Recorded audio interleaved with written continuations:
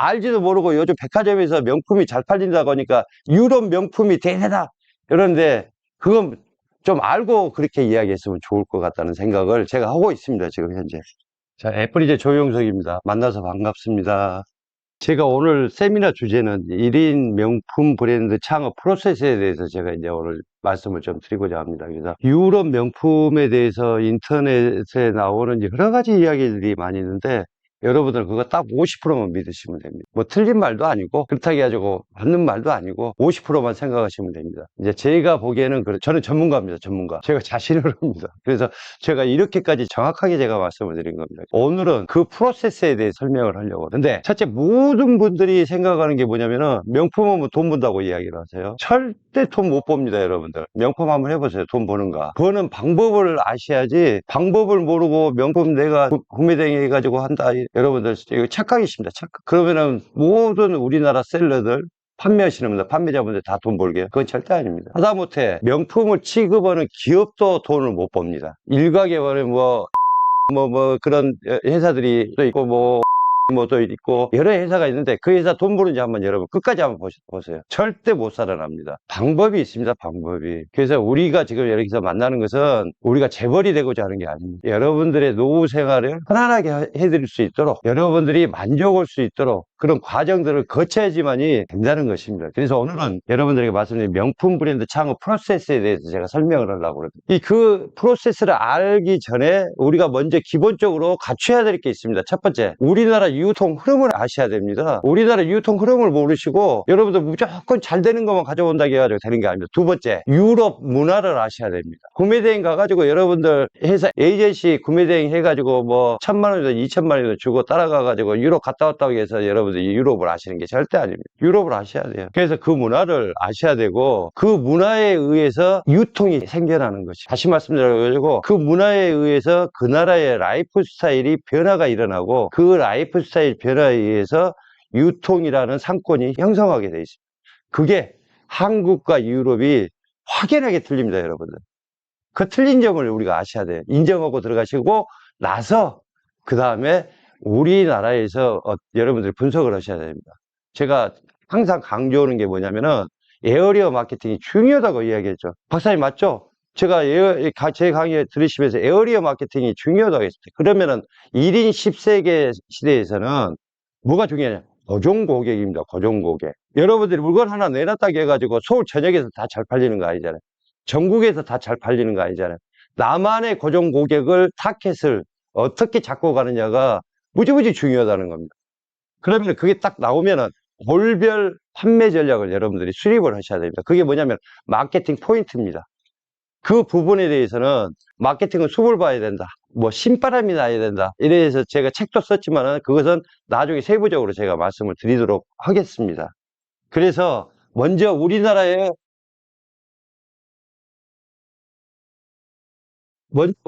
트렌드를 아셔야 됩니다. 유통의 트렌드. 우리 인간에게는 감성적인 지수, 그 다음에 여러 가지 이성적인 지수, 신체 지수, 이런 것들이 바이오리듬이라는 게 있죠. 역사도, 히스토리라고 이야기하는데, 역사도 사이클을 그리면서 갑니다. 그러면 유통 흐름 유통도 마찬가지입니다. 사이클을 그리면서 간다는 거죠. 제가 지금 이 그래프를 그려놓은 것은 뭐냐면, 너희가 지금 어느 지점에 있는가? 너희가 지금 어디에 서 있는가를 여러분들 파악하시는 게 무지무지하게 중요하다는 것을 제가 말씀을 드린 겁니다. 그래서 모든 것들이 이런 것은 없습니다. 이런 것은 이렇게 가다가 이렇게 올라가는 것이 이때까지가 무지무지하게 중요하다는 거죠. 이 시점이 어마어마하게 중요해요. 이때는 인내도 해야 되고 여기서 99%가 포기를 해버려요. 여기에서. 그래서 인내하셔야 된다는 겁니다. 그것은 자기만의 몫이죠. 자, 그래서 이 그래프로 이제 다시 넘어와가지고 첫째, 이 그래프가 왜 생기게 된 원인? 정치입니다. 정치가 뭘 주도를 합니까? 경제입니다. 경제에 의해서 뭐가 생깁니까? 라이프 스타일이 만들어지는 겁니다. 그 다음에 문화가 형성이 됩니다. 르네상스랄지 포스트 모더니즘이랄지 이런 것들이 생기게 됩니다. 정치, 경제, 사회, 문화를 그래서 대통령이 누가 되느냐가 무지무지하게 중요하겠죠. 다음 대통령 누구야? 그러면 그 사람의 경제 성향은 어떻게 될까? 이런 것들이 무지무지하게 중요하게 됩니다. 그것에 의해서 라이프 스타일이 변화되고 또 여러분들 사회에서 하나 드릴게요. 사회 현상이라는 것은 여러분들이 팬데믹 현상이 오면 어떻게 돼요? 라이프 스타일이 변해버려요. 아주 무서운 겁니다, 무서운 거. 이 변곡점을 우리가 알고 가야지만이 경기가 이때 최고조로 올랐어요. IMF 오기 전까지 최고조로 올라간 2008년도에 뭐가 생겼어요? 리먼 브러더스 금융 위기가 딱 왔죠. 쭉 내려가 버렸어요. 나는 지금 현재 어디에 있는가 생각하셔야 된다는 거죠. 그게 뭐냐면 여러분들 개인적으로 보면 바이오리듬입니다. 바이오리듬. 그래서 이때를 우리가 제가 뭐라고 그랬어요? 10인 1세기라고 이야기를 했을 겁니다. 그 다음에 이때를 뭐라고 했어요? 10인 10세기라고 이야기. 지금 뭐죠? 1인 10세기라고 이야기를 하죠, 제가. 그래서 이 가치를 여러분들이 아시는 게 너무너무 중요하다. 자, 10인 10세기라는 것은 뭐죠? 10사람이 있으면은 상품이 10개가 있다는 겁니다. 그러니까 그 회사가 부도가 나겠어요, 안 나겠어요? 부도는 안 난다고. 10인 1세기라는 것은 뭐죠? 10사람이 있으면은 상품이 하나밖에 없다는 거예요. 이때 박정희 정권 때는. 그러니까 뭐가 잘 되겠습니까? 제조업, 공장만 세우면 무조건 잘 되는 거야. 왜? 모두가 다 내 소비자니까. 근데 이게 경제가 발전하면서 브랜드가 많아지죠. 그래서 10인 10세기 시대라는 거예요. 10인 10세기는 뭐죠? 한 사람이 그 브랜드 하나씩은 사니까 그래도 경기는 좋다는 이야기입니다. 근데 지금 뭐죠? 한 사람이 있으면 브랜드가 10개가 있다는 거예요. 그러면은 이 시대에서는 어떻게 되냐면 1등, 2등, 3등만 딱 빼놓고 나머지 7개 기업은 없어진다는 이야기예요. 사람은 한 사람밖에 없는데 브랜드가 10개나 있어. 그러면 1등, 2등, 3등 빼놓고는 전부 다 부도가 나고 없어지는 세상에서 어떻게 해야 되겠냐는 이야기. 그래서 여러분들 마케팅 전략이라는 게 나오고 여러 가지 용어들이 뭐 포장술이랄지 뭐 그때부터 원조가 최고다 뭐 이런 이야기들이 나오게 되는 것입니다. 그래서 여러분들이 이제 다시 우리가 핵심을 가야 되니까 2008년도에 리먼 브라더스 금융위기가 딱 터지고 나서부터 어떻게 됐느냐. 이때 1유로화가 2,500원에서 2,300원을 했습니다. 위에다가 70원 했어요. 유럽에서 니트 한 장에 8만 원에 가져오면은 중국에서는 만 원에 가져온다는 겁니다. 그러면 어떻게 되겠습니까? 그래서 김영삼 정권 노태우 때부터 시작해가지고 우리나라 모든 제조업체들이 10인 10세기 시대가 오니까 어디로 갔어요? 중국으로 다 넘어갔습니다. 그러면 왜 그러느냐? 10사람이 있으면 제품이 10개가 있다는 거예요. 그러면 이 10개에서 자기가 살아남기 위해서는 무슨 경쟁을 해? 가격 경쟁을 하기 시작했다는 이야기입니다. 내가 더 싸게 팔아야지 소비자들이 몰리는 시대가 됐다는 이야기. 이해하시겠죠? 그러니까 방법은 뭐죠? 전부 다 중국에다가 제조업 공장 만들어 놓은. 그래서 뭐죠? 인건비 절감, 원부자재 절감. 그러니까 뭐죠? 단가가 판매가가 뚝 떨어지는 거예요. 이 상품들이 우리나라 동대문, 남대문 시장을 장악을 해버렸어요. 그래서 경기가 활성화가 되버렸어요. 이 상품들이 전국에 퍼져나가면서 활성화가 되버렸어요. 하다못해 기업 브랜드에서도 중국에서 생산을 다 해가지고 왔습니다. 근데 2008년도 금융위기가 터지고 나서부터는 어떻게 됐습니까? 우리나라 경제 성장률이 2%, 3% 했을 때 중국은 7%, 8%, 10%까지 올라갔습니다. 그러니까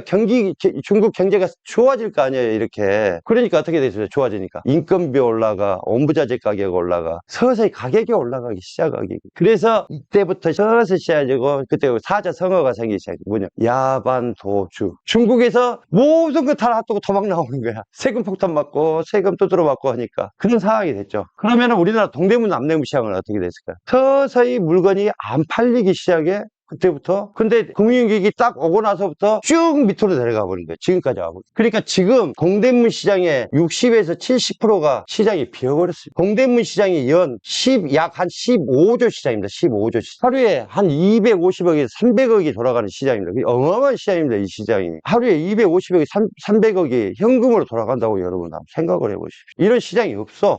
근데 지금 와서 보니까 1유로화가 지금 1,400원대인데 이엔화는 어떻게 됐습니까? 지금 180원, 190원입니다. 여러분들 차이가 얼마나 나요? 다시 말씀드려가지고 중국에서 만 원에 가져온다면 유럽에서도 만 원에 가져온다는 거죠. 그러면 어떻게 될까요, 여러분들? 메이드 인 차이나라는 리딩 아이템이 없어져 버린 거. 이제 중국 가서 생산을 하지도 않아. 재고만 쌓이니까. 중국 자체가 인건비, 원부자재 가격이 상승해가지고 가격도 올라갔어. 그러니까 어떻게 되겠습니까? 이 비어있는 시장이 어떻게 될까요? 제가 처음에 말씀드린 역사는 리사이클링이 된다. 돌고 돈다고 했죠. 돌고 돌아요. 그걸 우리가 뭐라고 이야기하냐면은 역이라고 이야기합니다. 역. 하나 더 이야기해볼까요? 그래서 우리가 주역이라고 이야기합니다. 주역. 주역이라는 것은 영원한 것은 없다는 겁니다. 세상은 변한다는 겁니다. 그러면 유통도 어떻게 변한다는 이야기입니다. 그러면 지금 현재 동대문, 남대문 시장에 리딩할 수 있는 아이템을 찾기만 하면은 그 15조 시장의 마켓쉐어를 어떻게 할까요? 이거 말을 할 수가 없는 거예요. 이 15조 시장의 마켓쉐어를 5%만 딱 하면은 그 회사는 잡으면은 5%만이라도 잡으면은 뭐 20%, 15% 이런 게 아니라 5%만 잡으면 여러분들 6천억, 7천억의 매출을 올리고 갈 수 있는 시장이라는 이야기입니다. 그 아이템이 뭐냐? 유럽 물류라는 거예요. 유럽 물류. 그래서 무조건 하고 알지도 모르고 요즘 백화점에서 명품이 잘 팔린다고 하니까 유럽 명품이 대세다. 그런데 그건 좀 알고 그렇게 이야기했으면 좋을 것 같다는 생각을 제가 하고 있습니다. 지금 현재. 고정 고객을 확보를 하려면은요, 제가 항상 욕구를 알아야 돼요. 그 소비자 욕구를 알아야 돼요. 내가 고정 고객을 타겟으로 한 소비자들의 욕구를 알아야지만이 타겟이, 내가 가고자 하는 타겟이 딱 정해집니다.